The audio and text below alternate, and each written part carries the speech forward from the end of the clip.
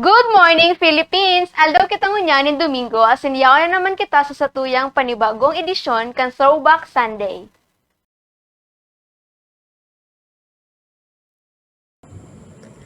Mary, 2024.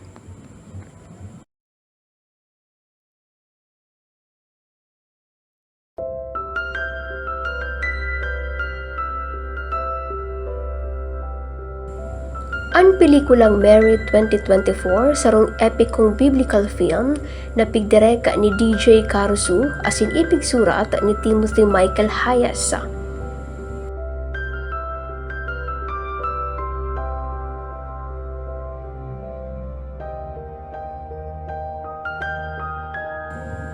Ang istorya nagiitok sa buhay ni Maria, ang ina ni Jesus. Magpuon sa iyang pagkaaki hasa sa kamundagan ni Jesus.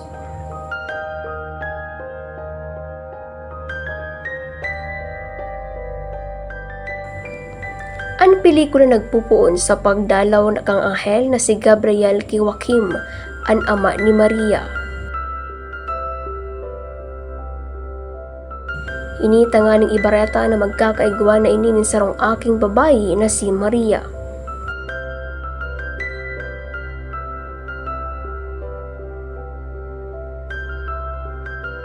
Ini ipinangaki sa Nazareth asin nagdakulo sa sarong ordinaryong pamilya.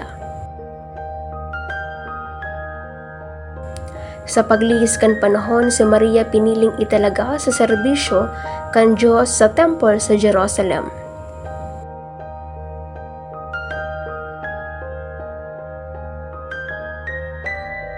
Digdi na bisto si Joseph, sarong karpentero gikan sa Galilea. Nangamuot sa iya asin naghagad kan kamot sa iyang magurang.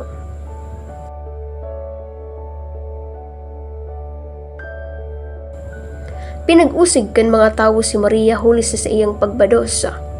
Alagad si Joseph nanindugan sa iyang gilid asin pinangakuan na papadabaon ini asin ang sindang magiging aki.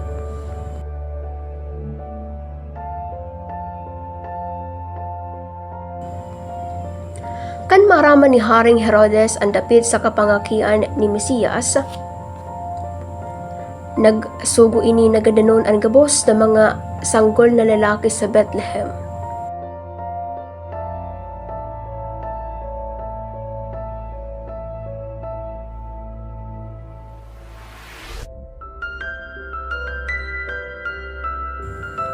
Huli digdi si Maria asin Joseph napiritan magtakas pasiring Ehipto tangan ng isalbaran sa indang aki.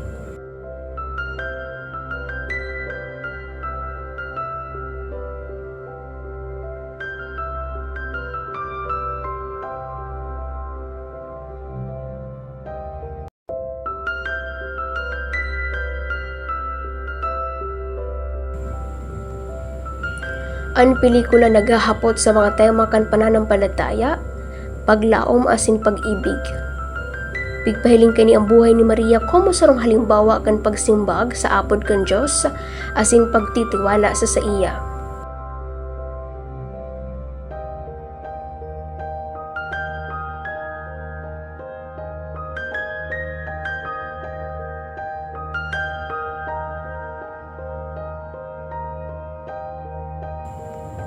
Ang pelikula nakaresibir nin mixed reviews gikan sa mga kritiko na may iba nga papuri sa mga performances kan mga aktor, partikular na kinda Noah Cohen bilang Maria asin Anthony Hopkins como Haring Herodes. Siring pamanigwain mga kritisismo sa script asin direksyon kang nasampitin ng pelikula.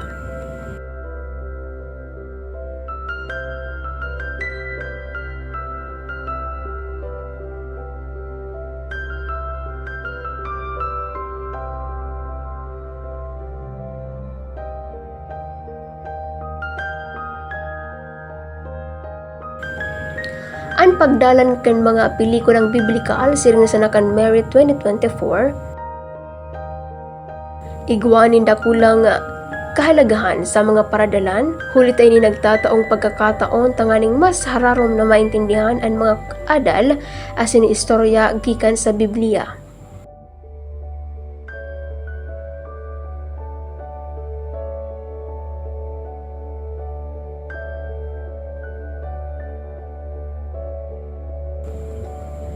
Ang mga pelikulang biblikal nagtataong mas detalyadong paglaladawan sa mga istorya kan Biblia na po pwedeng bakong gaayong naiintindihan sa mga paradalan sa pagbabasa kan teksto.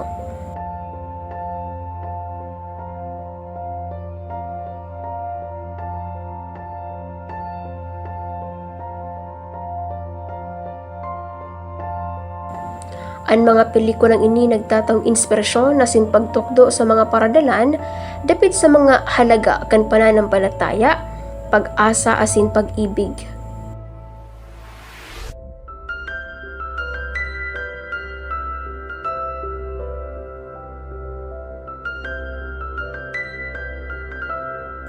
Ang mga pelikulang biblikal igwanin mga simbolismo na nagtataong hararom na kahulugan sa mga istorya asin adal kan Biblia.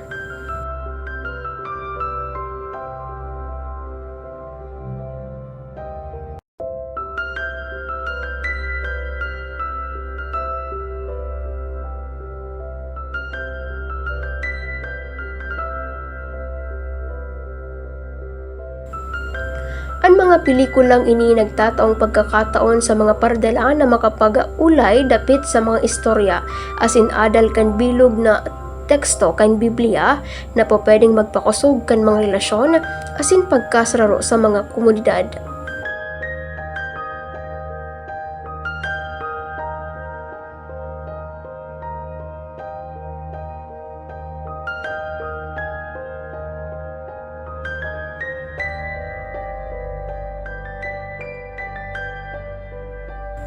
Ang mga pelikulang biblikal nagtataong pagkakataon sa mga pardalan na mahiling ang mga istorya kan Biblia sa ibang perspektiba na po pwedeng magpalawakan sa indang pananaw asin pag-intindi sa mga bagay.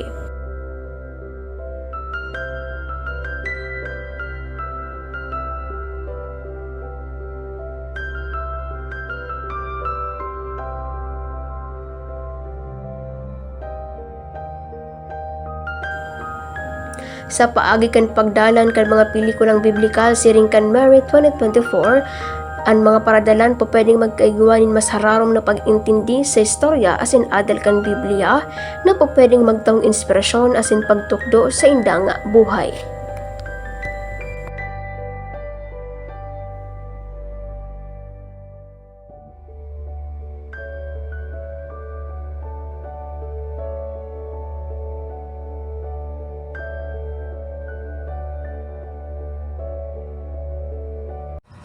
Asiniyan ang satuyang Silver Screen Throwback Sunday ngunyanin Domingo.